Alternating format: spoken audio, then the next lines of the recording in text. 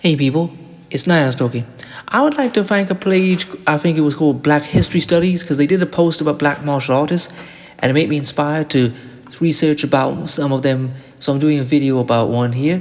And I'm going to make this basically in a two-parter in one. So I'll read from the Face to Face Africa article that I found and also from a blogger who talked about when he trained under him, Jim Kelly, in the 1970s. So this is black martial artist Jim Kelly. So, remembering Kelly, first black martial arts film star who starred alongside Bruce Lee in Enter the Dragon. James Milton Kelly, simply known as Jim Kelly, competed in tennis, basketball, football, as well as track and field. He might have focused his energies on these outlets had a coach not referred to a black teammate with a racial slur at the University of Louisville where he played football. The realization that a coach could demean his own players because of their ethnicity appalled him so much he redirected his energies to studying Shorin-ryu karate. Having learned intricate skills from various masters, Kelly became one of the most decorated world karate champions in the sport in the 1970s. He won 4 prestigious championships in 1971, most notably the World Middleweight Karate title at the 1971 Long Beach International Karate Championships. Interest in the martial arts in America at this stage was very high, so naturally Kelly opened his own dojo, a hall or place for immersive learning or meditation, which was frequented by numerous Hollywood celebrities. 2 years after his 1971 wins on the karate circuit, producers of Enter the Dragon film came calling. Kelly played the arrogant, insouciant Williams, who competed alongside Bruce Lee in a sinister competition on an island. Kelly's impressive afro, sideburns, and good looks made him the perfect choice for a film shot at the height of blaxploitation. On the back of Enter the Dragon, Kelly became a huge cult figure. He featured in Black Belt Jones, Free the Hard Way, both from 1974, and Black Samurai, all touching on an African American who practices martial arts. However, after 1982's late-era blaxploitation martial arts effort One Down, Two to Go, he was little seen on the big screen and later pursued a career in tennis as a professional. Of the 70s, where as an actor he became the first black martial arts film star, Kelly told Salon.com in 2010, "It was one of the best experiences in my life." On Bruce Lee, he added, "Bruce was just incredible. Absolutely fantastic.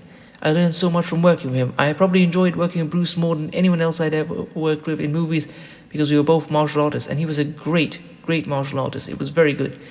Kelly was married 2 times from 1967 until 1968 to his college sweetheart, Marilyn Dishman, and later to Marsha Bentley from 1980 to his death in 2013. From 1973 to 76, Kelly dated film actress Rosalind Miles, the Millersburg, Kentucky native born May 1946, died on June 29, 2013 from cancer aged 67. Other films he featured in include Melinda 1972, Hot Potato 1976, Death Dimension 1978, and Tattoo Connection 1978. So now I want to read from a blog. So this is from musicreviews.the urban music scene, an inside appreciation of martial arts master Jim Kelly. Reflections of Jim Kelly within the Black Belt prison circa 74. In the summer of 1974, I moved to Los Angeles from Roanoke, Virginia with my mother Judith and my little sister Lori. At age 11, I was quite upset that I'd be missing my close friends and family. One thing that helped me cope was I'd be moving to the fabled Golden State, sunny Southern California with its legendary swimming pools, palm trees, and movie stars. Deeper still, my mother promised she would look into getting me into Jim Kelly's renowned and respected Black Belt Jones Karate Studio on Crenshaw Boulevard. That was something I could really sink my hopes' teeth into. We drove to the school on a bright Saturday afternoon and met with the head of Sensei Kelly's instruction team, a warm and friendly fellow Virginia named Holloway. My mom and I both connected with him right away as we observed the dojo, practice equipment, posters of upcoming events, and a couple of choice photos on the wall featuring Mr. Black Belt Jones himself. As I sat reading one of the informative articles on the wall, in walks the man himself, Jim Kelly. He completely oozed charisma, the large, perfectly shaped afro, a real cool and fitting Levi's jean jacket and pants, his famous shades, and his trademark puka shell necklace. He had a natural swagger that others could only envy or just try to imitate. I was speechless. Mom, downright giddy. Holloway, who had probably witnessed this kind of starstruck response all the time, asked if we would like to meet him. "Oh yes," Mom explained. I remained speechless. It was too good to be true. As Sensei Holloway called Sensei Kelly over, I could not help but notice and enjoy the Isley brothers lived up jamming on the radio as he walked in to shake our hands, welcoming us to his school. I look forward to working with you, he said. I found him to be very personable, gracious, and humble. Mum signed me up for 1 month of lessons, which started the very next week. The first self-defense classes I would ever take. That moment, I felt like I was in a shining scene from one of Sensei Kelly's action hero flicks, with the Isleys shouting on the soundtrack. Sensei Kelly's classes were very unique and highly distinct. I practiced and studied many martial arts disciplines over the years, but never lost my appreciation for those classes from the summer of '74.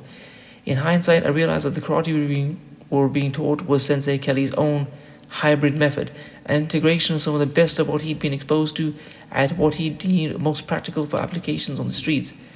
A couple of blocks right down the street from our school was a rival school run by Sensei Steve Sanders Muhammad, the founder of BKF, the Black Karate Foundation. It was an excellent school for other serious martial artists. The rivalry between the schools was intense and exemplary. It was beautiful. You just don't see enough of this kind of rare combination of high competitiveness and respect today. Sensei Sanders Muhammad and Kelly were both first-ranked champions, and they competed against each other in tournaments. Yet these men would train together, learn from each other, and be like true brothers and support each other, even though their schools were mere blocks apart. Sensei Kelly even offered special courses in Kenpo at his studio, which was the specialty of Sensei Sanders Muhammad. The students from these schools sparred with each other fiercely and participated in tournaments together, but always maintained the tones of respect and honor as their teachers.